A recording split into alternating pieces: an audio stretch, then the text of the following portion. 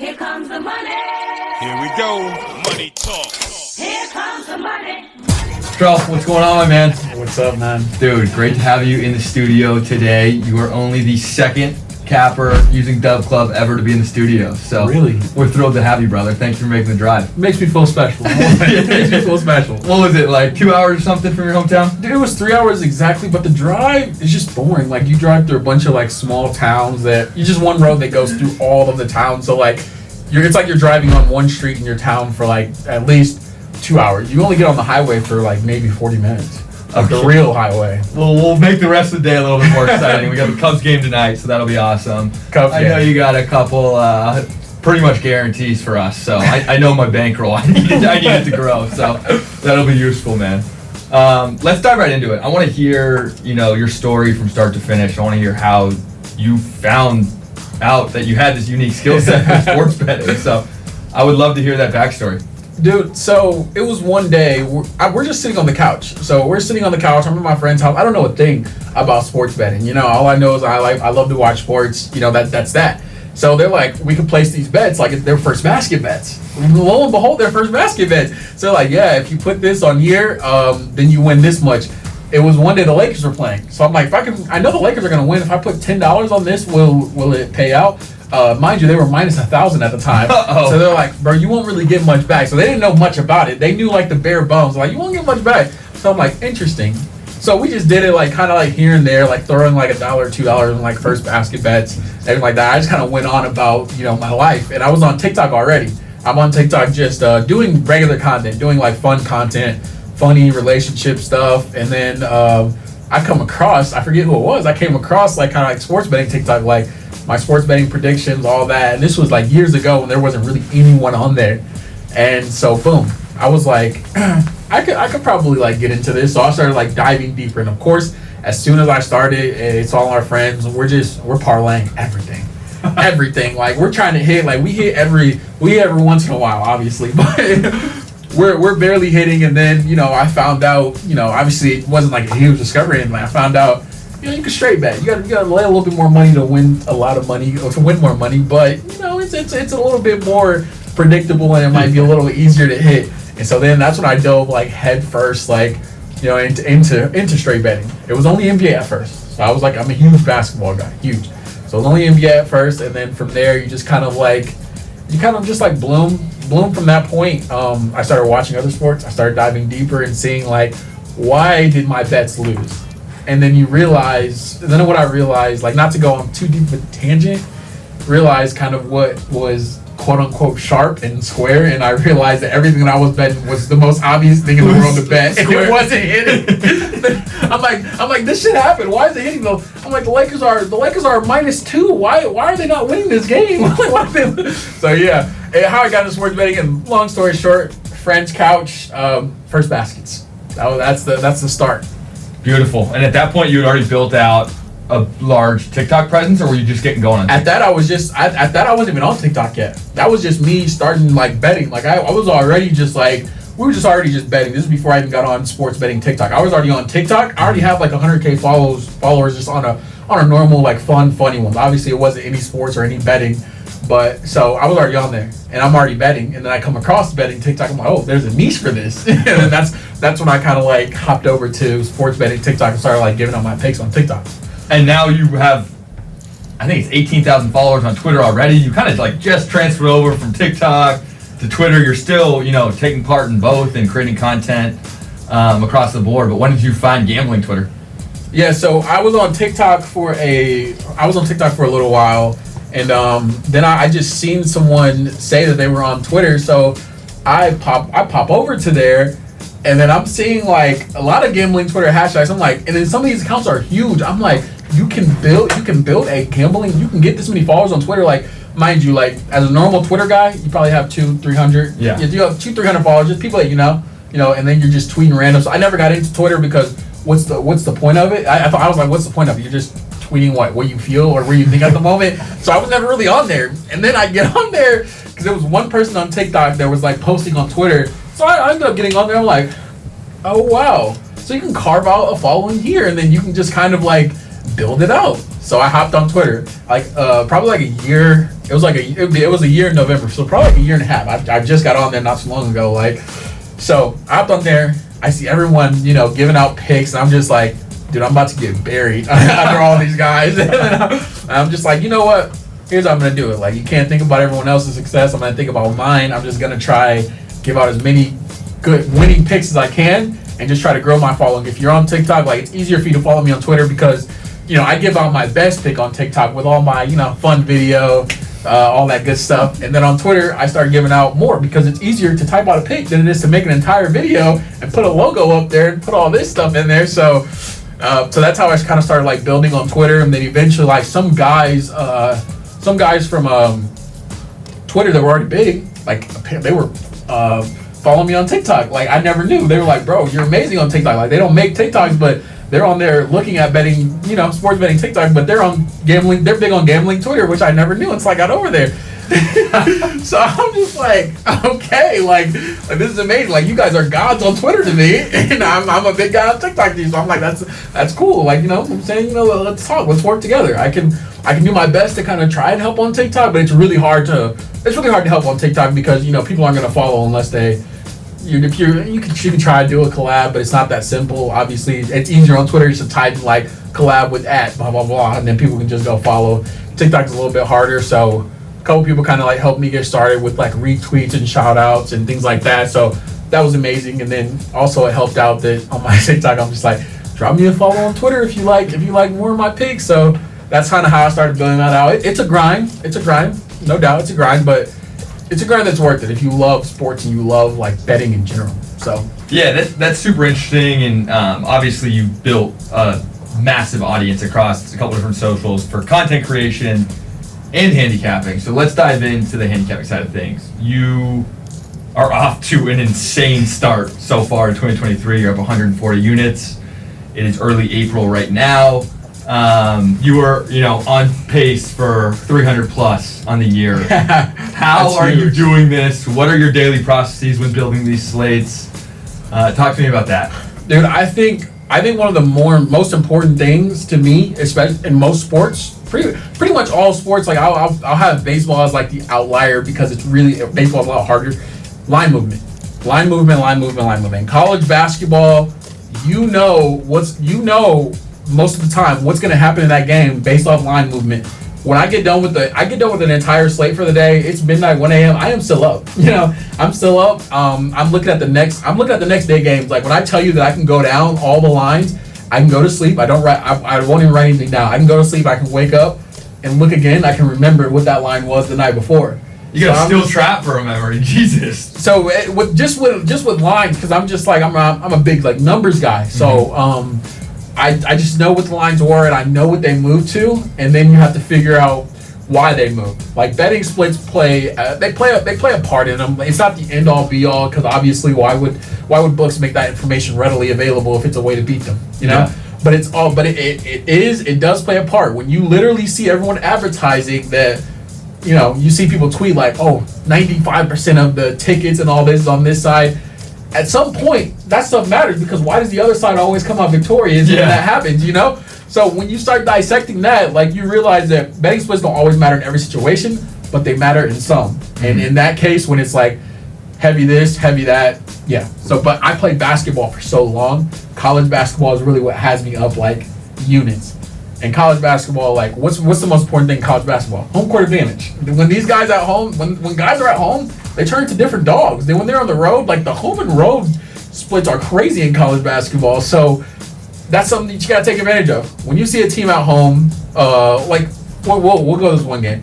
Kansas was laying 7.5 points against Kansas State. So Kansas minus 7.5. Everyone's looking like, bro, this is too big of a number. Kansas State's a wagon, this, that, and the other. I'm like, Kansas at home, the line is 7.5. Do you think the books made a mistake and gave you a free 7.5 points? No, they didn't give you a free 7.5 points. Vegas is not your friend. Exactly. So I'm just like, nothing's ever free and nothing is ever too many points. Like, yeah, in some cases it could work. It's too many points. Like, let's say a team is laying minus 10.5 and then somehow they only win by 3 or 4. Yeah, that happens. But, like, you just know when it's the side that you need to be on, and then somehow they're laying 10.5 and they win the game by 13, 14. Or sometimes it's too big of a number. The Suns were minus 19 not few nights ago, because all the scrubs were playing for the other team, nobody wanted to bet them too big of a number. Let's just take the underdog. Of course, it's basketball. Why can't they keep within 20 points? No, they got blown out the water by like 24 to 26. I'm just like, those are things you have to look at. And then spots. When you know you have like a certain advantage or something, like with baseball. There was the game with the Rockies and Nationals. I'll use this as an example. So Rockies and Nationals played in Coors. Everyone's like, balls are going to fly out. Both these teams, they have pitchers are sorry. The game ended 1-0 in the Coors, right? What happened the next day? The total is still the same. I hammered the over 11.5. Yeah. Those are the type of spots that you need to like look for. And it soared over 11. I think it scored like 15 runs. Some people don't think that. They're like, oh, the game just went way under yesterday. What makes us think that their bats are suddenly going to wake up today? I'm like, I don't know, but it's just a spot. Why is the line still the same if the game only featured 1 run yesterday? So, and you got to look at spots like that. You have to be cognizant of what's going on. Like, you have to watch the slate. You have to see what happens. You have to know what was supposed to hit. Obviously, nothing's supposed to hit what was supposed to hit, but did it? And then in baseball, it's a series. So the next day, there might be some value on that again. Absolutely. It's like regression just across all sports. You see it with Steph Curry. When he goes through a shooting slump, he's going to break out of that at some point, and he's going to hit, 10 threes in a night. Exactly. And so everybody gets scared off when they see him go 0 for 10 from the field, and they don't realize that they should jump on him the next night because more than likely he's going to get back to neutral. I agree. There was this Klay Thompson thing where he couldn't score, where he wasn't scoring. Everyone they wanted like Klay Thompson under. He's not going to score 30 points. three balls dropping in like water.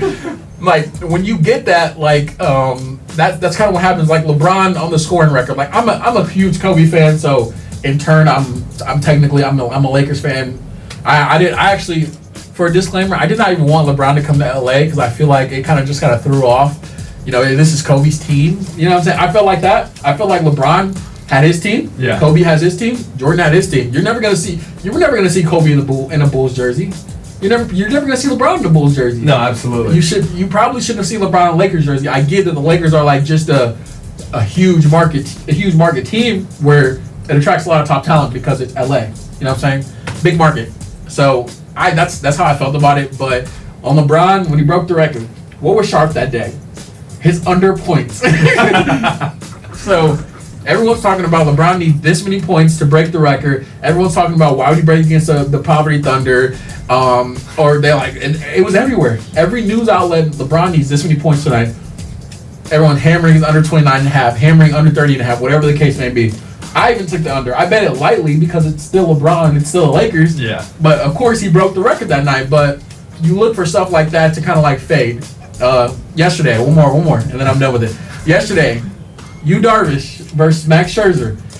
Yu Darvish shoves against the Mets every time he plays them. Everyone's like, bro, Yu Darvish just owns the Mets. Like, I'm not a huge baseball guy, but I know these small spots. I'm not going into FIP, all this extra stuff. I don't go into all that extra stuff, but I know certain spots and I know when I have to go against certain narratives. So they're like, yeah, bro, Yu Darvish owns the Mets. He always pitches well against the Mets. Like, he's going to shove tonight. What happened? Mets 5-0. I hit -1.5 for plus 165, and I hit for a unit. I hit the money line for 2 units at -135. I'll take all that, And you have to look for those type of spots, but you have to be out there reading them and looking for them. Like when I say that it might not take me a lot of time to send my picks out to you, but this is all information that I'm processing from being on Twitter, watching the narratives, following storylines, and whatever the case may be. And you have to figure out which ones to fade and which ones to go at. So yesterday, the Guardians, right? The Guardians won, right? And now today, we get Garrett Cole on the bump. Yeah, I saw this on your Twitter. I saw, speaking of trends and spots, you retweeted content around. Yeah. Trends, falling in the Yankees' favor, if I'm not mistaken. Yeah, so I think this might be if the Yankees would have won last night, this would have been a classic fade spot. They give it to the Guardians with the Yankees ace on the bump. But at this point, I'm not going to do that. I'm going to go Yankees in the first 5 while Garrett Cole is in the game and hope that he controls the runs, keeps it to a minimum, 1 or 0 or something like that, and hope the Yankees can scratch across at least one, and then just call it a day. Only because the Guardians came back and won late last night. If it was the opposite way around, I would have bet the Guardians today. I love that. It sounds like just you use a couple different styles and a couple different data points. It's line movement, spots, trends, and splits, really. I mean, and that's across the board. I know some people have models, some people, go purely based off of one of those. I kind of like that you I go with spread the everything. love across everything. And exactly. There's also like this like little small systems that you bet like, or more spot narratives thing when pitchers they're having bad outings. Like you have pitchers like Corbin Burns with like 8 ERA. He's probably the best pitcher in the league. You know what I'm saying? Comes in as the best pitcher, 8.9 ERA. And then you have him. He's a favorite. You know what I'm saying? And then like tonight, I play that I'm betting tonight. Cardinals on the run line. They've got Mikolas on the mound. Oh, all the narratives around here. Oh, he's horrible in Coors. He's been rocked in Coors time after time after time. He's played bad to start the year. His ERA is high. The Cardinals are a favorite to the point where you can't even bet them on the money line tonight. Why is that? On the road. I get it's the Rockies. But why is that? I think the line makes no sense at all. If the line doesn't make sense, it doesn't make sense for a reason. I like the Cardinals on the run line tonight, -1.5. I think he's going to have one of his better outings. And I think the Cardinals bats are going to get going. They have some of the best bats in the league. I mean, whenever you have a lineup that has Goldie and Arenado, whenever you have a lineup that features even those two guys, like you have a shot. Yeah, it's dangerous alone in itself. Plus, with them losing last night, come on. Come on. It's hilarious that you say it's very contrarian. It's like you take the opposite of what your brain tells you. If you see something that looks so obvious that it's fishy, especially when there are these narratives around. I always tell my buddies, I'm like, if a line looks too good to be true, it's because it is too good to be true. And that's something that absolutely takes some time to understand that and learn that skill. And it's something that you already have down, and you are sending your plays out to hundreds of folks on Dub Club, helping them win. 100%. 100%. Like, I can go on and on about it, but I do want to go one more line that I really caught that I thought I was a genius for. NBA. It was just a couple games ago. 76ers at home against the Heat. Now, come on now. James Harden, Joel Embiid. You have the powerful 76ers and the MVP, the guy that shoots 25 shots a game. And then the Heat are coming into town. And the 76ers are -2. Oh, hammer the 76ers. Like, come on now. We're at home. We can bet the money line -140. Why is that? Give me the Heat. 1 by 20. That was just like, I'm looking at I'm like, why are the Heat only +2 on the road against the 70s, a healthy 76ers? And then you can go on a split. You can go on a split if you want to. Obviously, the public was all over the 76ers. You don't need splits to tell you that. Yeah. You know? Let's dive into, obviously, you have this down to a science with college basketball and NBA at this point. But I want to narrow in on college basketball because you had a +50 unit January betting like primarily all college basketball. Do you feel like there's more value to be had in college basketball than the NBA? And why is that, if so? Yeah, there's tons more value to be had in college basketball because you got to think the talent level isn't up there. In the NBA, the 15th guy on the bench can come in and give you 30 on any night. Yeah, in college that's basketball, such a good point. In college basketball, the last guy on the bench might come in and be scared to shoot the ball. In the NBA, you got to realize it's the cream of the crop. It's the best of the best. You go to this team, who's their best player that gives every team 25 to keep them in the game? That's a 15th guy on the NBA's bench, you know? And that's the issue that you run into with the NBA. So when you see all these starters are sitting in the benches and they're 15-point underdogs and they went outright, it's because these guys are dogs. They don't have the numbers to show that they're dogs because they don't get that much play time because there are guys better than them. Like I said, this is the best, not in the U.S., in the world. You've got Luka coming over from Euro. You got Jokic coming over. You know what I'm saying? Yeah. This is the best in the world. So, like, obviously, you know, if you just play college basketball in America, all these other leagues are still producing talent as well, you know? So, in college basketball, the talent gap is bigger.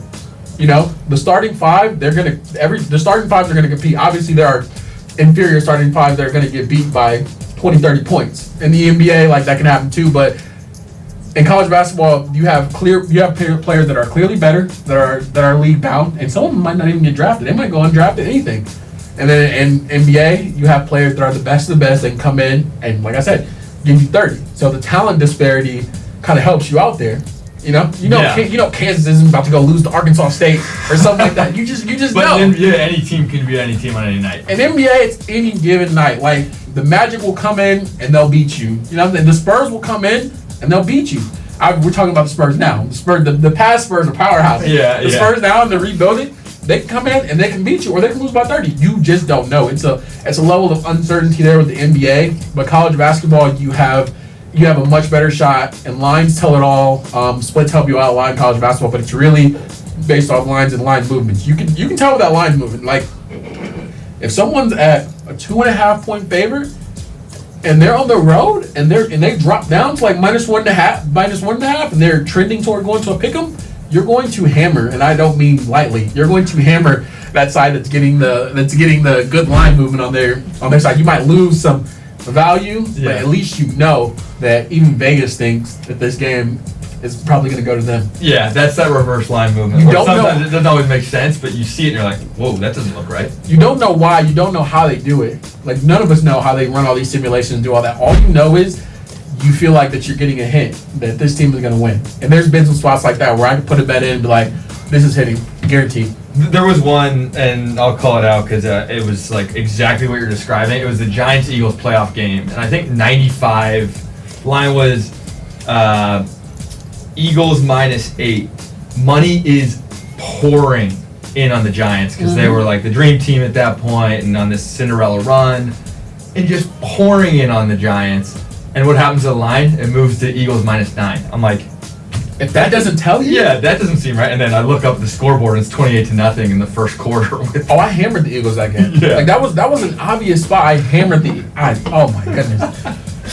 Let's I want to dive into sides, totals, props. I know the majority of what you play are sides and totals, but tell me a little bit about like you finding value in spots on the props market. Do you do it? Do you stay away and just stick with your sides and totals?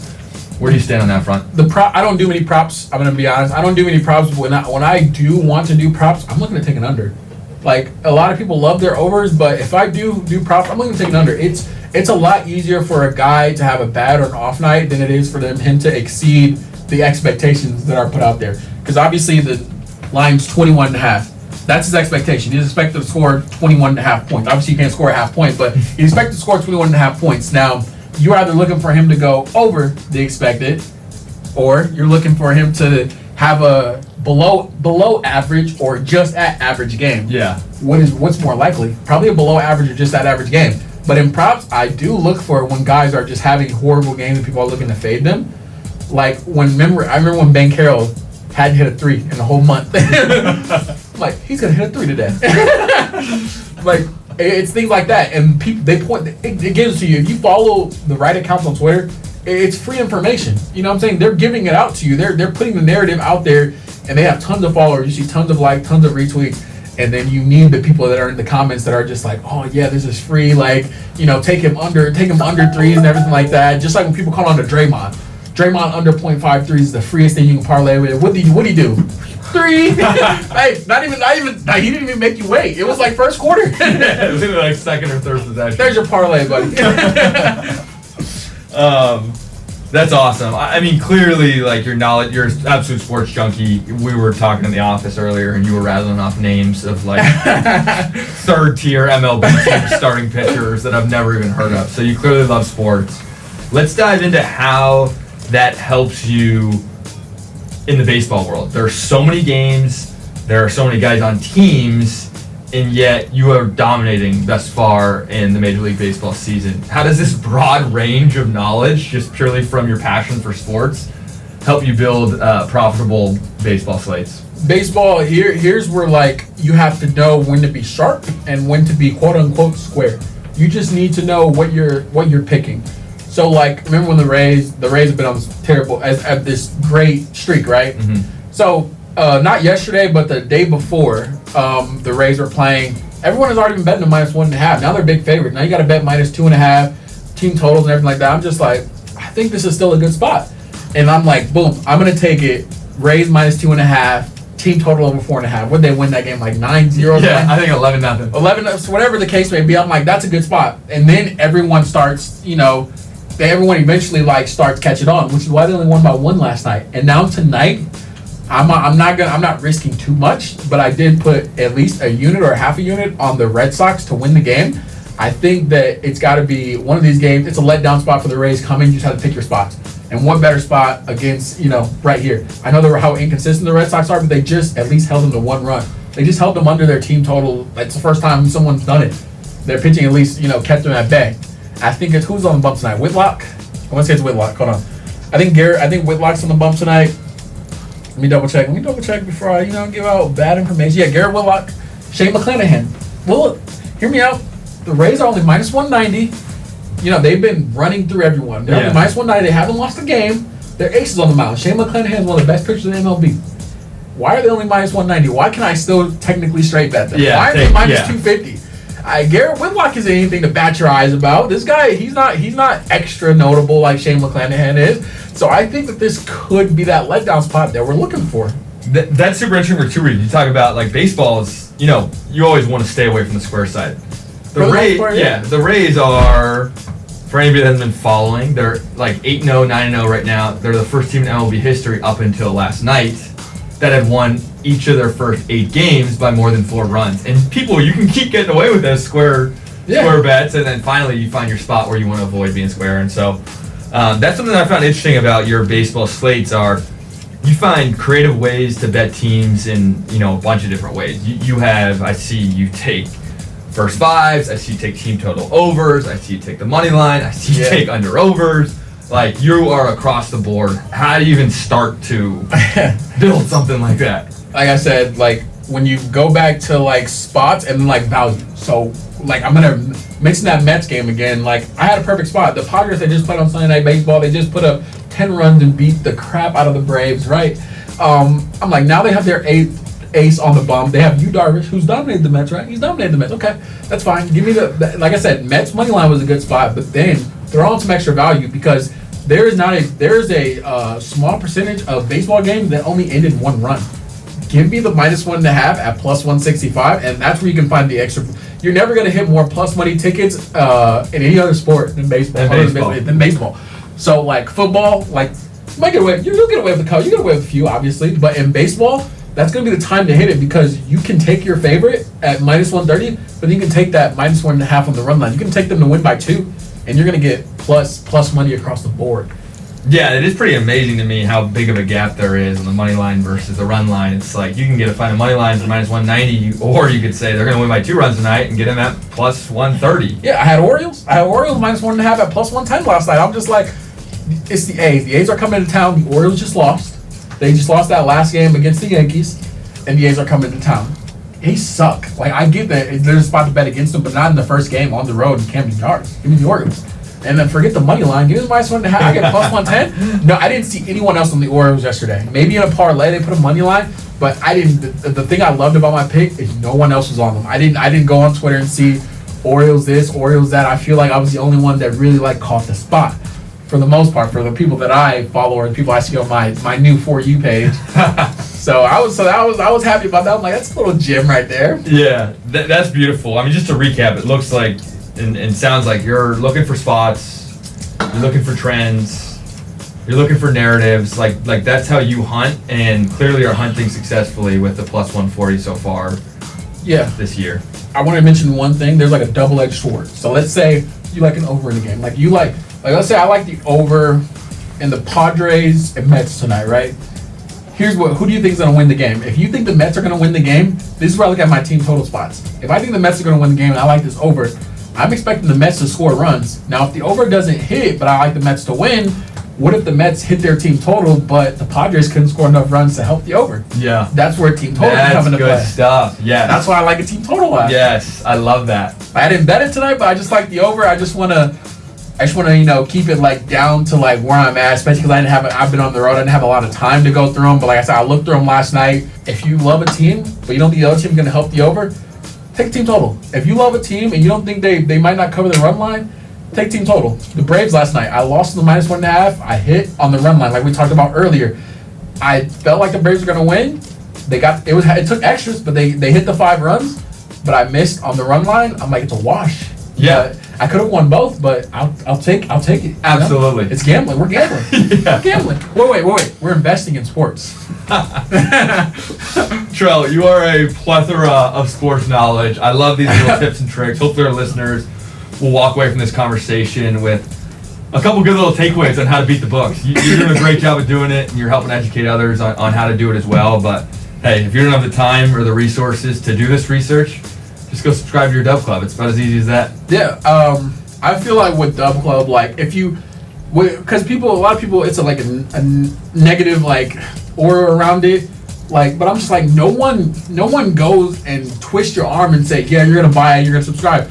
You just do your best to put your plays out there. You show your results. If someone wants to subscribe, if they feel like that it's worth it for them, they feel like the ROI is there, they're making money, they're going to subscribe. If they don't want to, they don't want to. It's just a resource there for people to use. You're providing a service just like anyone else in the service business. And it's like my barber, they cut my hair, bro. Like, he didn't come to me, put a gun to my head and like, I want to cut your hair and you need to pay me money. No, he provides a great service. So I'm like, I'm going to pay him for his service. There's a million other barbers, you know what I'm saying? But they all don't cut the same. They all aren't as size as he is. They all aren't as good. They don't take their time. They don't look at details. They're all different. You know, you want to go to what fits you. You know what I'm saying? But if I go to a guy that's only, I'm not a knock on anyone, but if I go to a guy that's only profiting, you know, we're a week through the MLB season, he's only up 3 units. Maybe I don't want to pay this guy, even if it's a subscription on like $20 a month. Maybe I don't want to pay this guy. I see a guy that's up, you know, 25, 30 units, but his subscription's 100, 150, whatever the case may be. Maybe I want to pay this guy, especially if my unit size is $50 to $100. Then I'm up big. I've already covered the price of my subscription. I'm playing with house money. Yeah, technically, you know. I mean, that plus 140 units in 3 months. That's a $10 bettor is making $1,400. $100 bettor is making $14,000. It's like that is insane ROI. And the great thing is, it's you're the one doing all the hard work, all the research, using this knowledge base that you've built, and yeah, all the people have to do is just receive that message and then go to their sportsbook and place the bet to profit. Here's the thing I want to mention. I do want to mention something because there's ups and downs. I'm not gonna lie, there's ups and downs. So February. In February, at one point, I went down 20 units, and I turned the full month around mid-month and went up 28 to end the month. It was like I went on the coldest streak ever. People were questioning the way I do things. Like, the one thing I tell people to do, don't deploy the status, I'm gonna fade myself. That's not how you got to where you are, and that's not, you know, how you build your following. That's not how you made money. Like, everyone goes on cold streaks. Sometimes it just doesn't bounce your way. So I went way down. A lot of people unsubscribe. A lot of people are like, oh, this guy sucks. I'm saying unfazed because I know that there's ups and downs that some people don't realize it. And boom, rally, come all the way back up. You're talking about something that's right here, and then to end the month, and I got hot. Like, on Saturdays, like, it was unbelievable to some people, because on Saturday I turned around 15 units on one Saturday in college basketball, and that took a good bulk of it out. And then during the week, I'm turning around 6 unit days, and some people think, oh, that's not realistic. I'm like, but I'm showing you that it's realistic. Like, I get that I don't bet a unit every play, but all my MLB plays to be up 30 units so far, about 30 units, are 1 to 2 units. I've had 1 3-unit MLB play. That's very logical. That's very, you know what I'm saying? Yeah. It's very easy to understand. Like, college basketball, I can bet a lot more 3-unit plays and 5-unit plays because I know the sport better. I hit so many 5-unit max plays in college basketball. I didn't bet a lot of them, but I hit a lot of them. I hit Arizona in the Pac-12 championship, right? Where else I hit Arizona as a max? Against UCLA, when UCLA visited Arizona. Yeah. And then, like, there's spots where you just know, if you watch college basketball enough, you know the spot. You already know what the splits are going to look like. You know the spot. You know what's going on. You know the narrative. And you can hammer a 5-unit max. I haven't had one in MLB. I don't know if I'm going to have one. MLB is a lot more. It's a lot harder. There's a lot more variables that go into MLB. That's why I keep it like I've never bet with so many 1-unit plays besides MLB. NFL though, we're going hard. We're going hard in the NFL season. I love that. Well, hey, it was awesome having you on. We got to get out of here, or else we're going to miss first pitch of the Cubs game. Yeah, we got 20 minutes. This